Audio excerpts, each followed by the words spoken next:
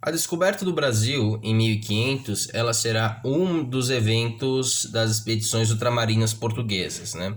Talvez não será nem mais o mais importante nesse primeiro século de colonização, mas sem sombras de dúvidas, a longo prazo foi um dos mais emblemáticos, né? Lembramos que a colonização portuguesa, né, a colonização marítima portuguesa, ela vai existir antes do Brasil, né, de 1500, e vai continuar existindo depois. Lembramos que depois da chegada dos portugueses ao Brasil, os portugueses também chegarão no Japão, chegarão no Estreito de Hormuz, que é o atual Irã, e outras regiões do mundo, não é mesmo? Mas para entender a colonização portuguesa, nós temos que olhar para Portugal e para a Europa do século XV, né, meados do século XV. Do ponto de vista econômico, nós tínhamos duas grandes rotas comerciais na Europa, né? Uma ao norte, que vai ser aquela rota que vai pegar desde a atual Rússia até a Bretanha, no norte da França, né? Então você tem uma rota comercial que vai pegar todo aquele mar do norte da Europa, daquilo que hoje é a Estônia, que hoje é a Inglaterra, que hoje é a Dinamarca, etc., né? Que vão ser ali a Liga Hanseática, que vai ter o seu início no século XII e vai durar até o século XIX, né? E ao sul, no Mediterrâneo, você terá uma rota comercial que vai ser liderada pelos árabes muçulmanos, né? Árabes muçulmanos, nesse momento eram otomanos, né? Que lideravam o califado islâmico, né? E você terá ali um comércio que vai ser intermediado em grande medida pelas cidades-estados italianas, principalmente Gênova e Veneza, né? Lembramos que nessa época a Itália, como estado unificado, ela não existia, né? Você tinha ali repúblicas oligárquicas, né? Repúblicas não na forma como nós compreendemos hoje, um regime republicano, mas repúblicas que eram dirigidas por oligarquias e algumas monarquias, né? E tinha um estado ali que era uma verdadeira coxa de retalhos, né? E também você tinha Aragão, né? Que vai fazer parte da Espanha após o casamento de Isabel de Castela e Fernando de Aragão, né?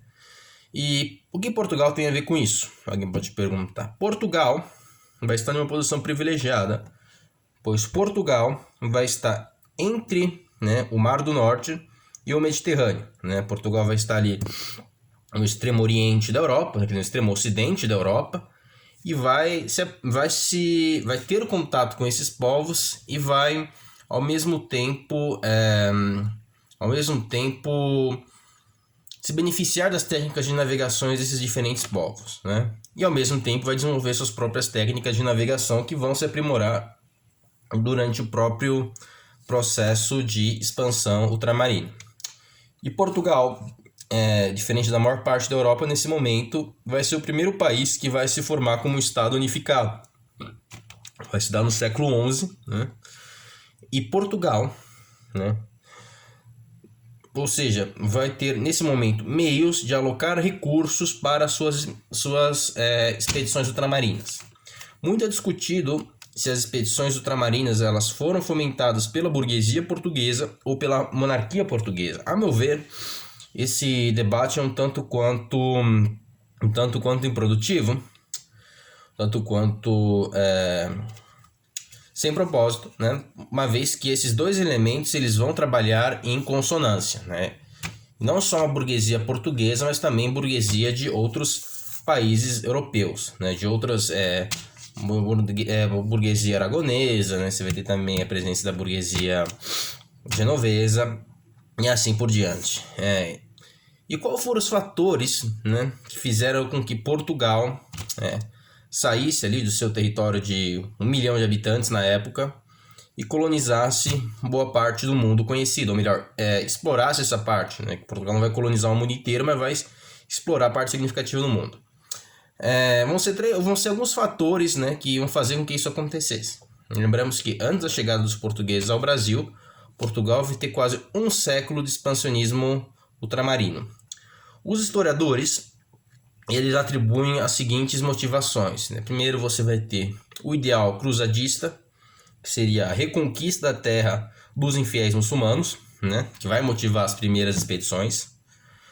Você terá também a busca por especiarias, nesse caso falam especiarias indianas, mas quando falam Índia, não se entenda a Índia como a Índia contemporânea, estamos falando de uma perspectiva muito mais ampla que vai englobar todo mundo não cristão nessa época, né?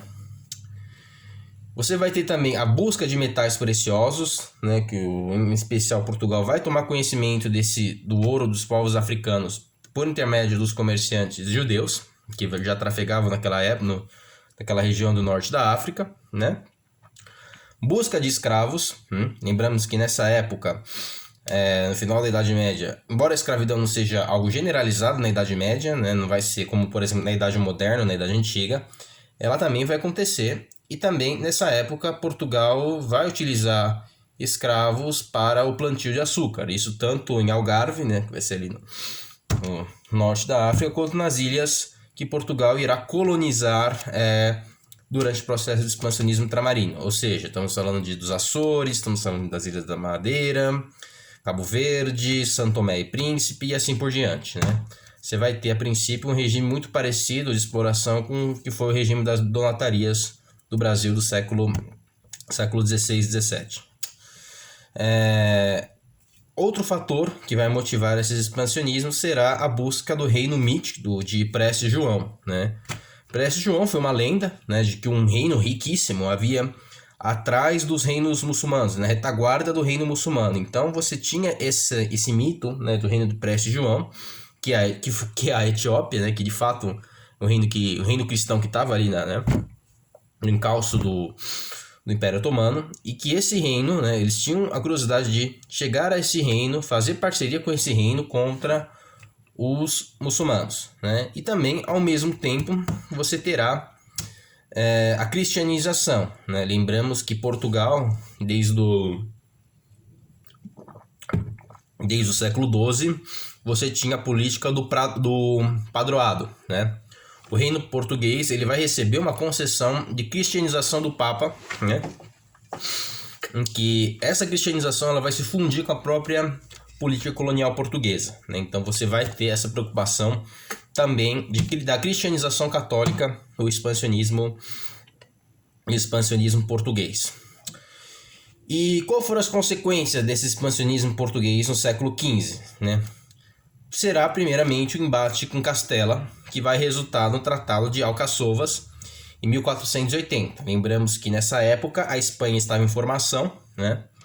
No entanto, outras potências europeias vão surgindo em causa de Portugal, e a princípio Castela, né, que será a Espanha depois, e esse conflito de interesse vai fazer com que Castela e Portugal desencadeassem alguns conflitos na África, conflitos esses que não vão chegar a ser, embora Portugal e Castela fossem reinos vizinhos, né, não chegaram a confrontar fisicamente, a confrontar por terra, né? Chegaram a desencadear confrontos marítimos, mas esses confrontos resultarão no Tratado de Alcaçovas, que dividiu o mundo na Ilha das Madeiras, né, de forma meridional. Ao norte das Ilhas das Madeiras corresponderia as regiões que seriam tocariam a Espanha, né, colonizar, e ao sul Portugal, né? Posteriormente, nós teremos a famosa Bula Intercaetana, em que o Papa Alexandre Borges dividirá o mundo entre Portugal e Espanha, entre duas rotas de influência, né? E que vai acontecer? Portugal, a princípio, não aceitará essa proposta, né? E se reunirá, se aproveitará também da fraqueza espanhola nesse momento, que a Espanha, após o casamento de Fernando de Castela e Isabel de Castela e Fernando de Aragão, eles vão desencadear uma guerra contra a Granada, que vai ser o último reduto muçulmano, na Europa, né? Então, no meio desse processo, você vai ter o Tratado de Tordesilhas, né, em que Portugal vai conseguir fazer com que a linha do meridiano ela fosse recuada, né, ou melhor, fosse expandida no sentido ocidental, né? E antes da chegada ao Brasil, teremos alguns descobrimentos que serão bastante emblemáticos, né, do expansionismo colonial português. Dentre esses empreendimentos, nós podemos falar da conquista de Ceuta, norte da África, que vai se dar em 1415, ou seja, logo no começo das expedições, que vai ser com o objetivo de você se aproveitar desse comércio desse rico comércio mediterrâneo, né? Porém não vai dar certo, eles desocuparam Galta pouco depois. Posteriormente, terá a superação do Cabo de Bojador, que fica ali no final do Mediterrâneo, ou seja, eles vão começar a ter contato com o mundo que vai sair do mar Mediterrâneo e transpor o Oceano Atlântico, que era conhecido como Mar Transoceânico na época. E em 1482, você vai ter a penetração do Rio do Congo, né, que corresponde à atual Angola, em que você vai ter o início do processo de cristianização da África subsaariana, né? Ou seja, antes mesmo da chegada dos portugueses ao Brasil, você já tinha reinos na África que haviam sido parcialmente cristianizados, né? Reinos esses que vai ser o reino, no caso, o reino do Congo. Tá legal? Outro ponto de importância será em 1488, quando nós vamos ter quando Bartolomeu Dias irá cruzar o Cabo da Boa Esperança, né? Ele vai chegar ao fim do continente da África e vai descobrir o Oceano Índico. Descobrir, porque já tinha ali um amplo comércio naquela região, mas vai ser descoberto pelos portugueses, né? Vai ser um conhecimento, uma descoberta de muita importância na época, mas ele não vai chegar a, né, transpor essa região. 1498, esse acontecimento foi de grande importância, que foi a chegada de Vasco da Gama a Calicuta, na Índia, né? E ao chegar na Índia, tomar conhecimento da riqueza daquela região, né, e comercializar com aqueles povos e trazer, né, conhecimento a Portugal, Portugal em 1500 organizará uma expedição muito maior, né, um total de 15 embarcações, que dessas 15 embarcações elas sairão de Portugal, e ninguém sabe ao certo porquê, elas se deslocarão para o oeste e chegarão à costa brasileira, né? Abordarão naquilo que hoje é a cidade de Porto Seguro, né? Que é a cidade que é o povoado mais antigo do Brasil, né? 1500. Os historiadores acreditam que ele tenha feito isso para abastecer o navio, né? Abastecer as expedições, eles já tinham conhecimento de que haviam terras naquela região, mas eles fizeram isso para abastecer as embarcações para seguir viagem à Índia, né? De alguma razão eles não passaram, né, nas Ilhas Atlânticas, né? Ou passaram e não se abasteceram de forma suficiente, né? E ao fazer isso, ou seja, isso coisa que pouca gente comenta na escola, que antes a viagem de Pedro Álvares Cabral, ela tinha como destino a Índia, né? Tinha como destino o continente indiano. Acontece, ao chegar ao Brasil, Pedro Vaz de Caminha irá descrever, vai ser o primeiro documento de fundação do Brasil, né? O primeiro documento escrito sobre a história do Brasil. Dessas embarcações, a maior parte seguirá ao continente indiano, e 3 dessas embarcações, parte da tripulação vai ficar no Brasil, pequena parte, outra parte voltará para Portugal para comunicar esse feito à coroa portuguesa, né? E assim foi o primeiro contato, e assim foram as expedições ultramarinas e o primeiro contato dos portugueses com os povos que correspondem ao atual território brasileiro, né?